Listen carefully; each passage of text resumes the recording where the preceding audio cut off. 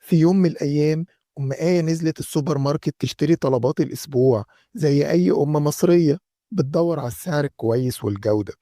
خدت جبنة بيضة من نوع جديد أول مرة تشوفه، بس كان عليه عرض مغري: اشتري واحدة وخد التانية مجانا.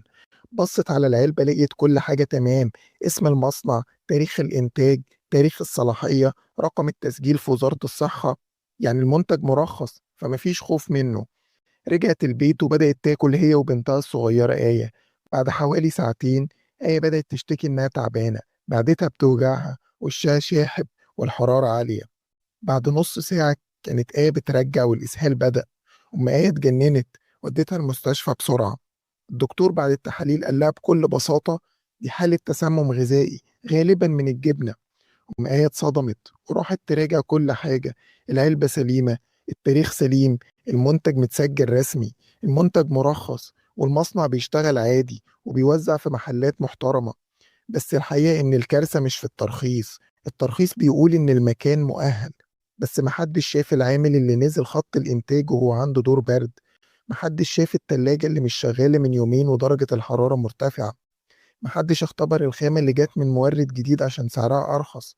وأسوأ حاجة: مفيش نظام بيراقب، مفيش SOP ماشية، مفيش تحليل خطر، مفيش توثيق بيتم. المصنع اشتغل بمنطق ماشي الحال، بس الحال اتحول كارثة، وطفلة راحت المستشفى. المشكلة ما كانتش في القوانين، المشكلة إن مفيش نظام داخلي حقيقي بيمنع من الأخطاء اللي بتحصل كل يوم وبتعدي. نظام زي الأيزو 22000 مش مجرد شهادة بتتعلق، ده عقل بيمشي، عين بتراقب، صوت بينبه قبل ما المصيبة تحصل. أم آية لحد النهاردة مش بتشتري أي منتج إلا لما تدور عليه في الإنترنت، تسأل عليه وتبعت تسأل المصنع نفسه. أخدت درس صعب، بس إحنا لسه نقدر نتعلم من غير ما ندفع التمن. اسأل نفسك: لو انت صاحب مصنع او شغال في الانتاج، هل منتجك بس يبقى مرخص ولا فعلا آمن؟ انا عارف ان التطبيق مش سهل، بس البداية خطوة. والنظام مش رفاهية، سلامة الغذاء مش رفاهية، دي مسؤولية.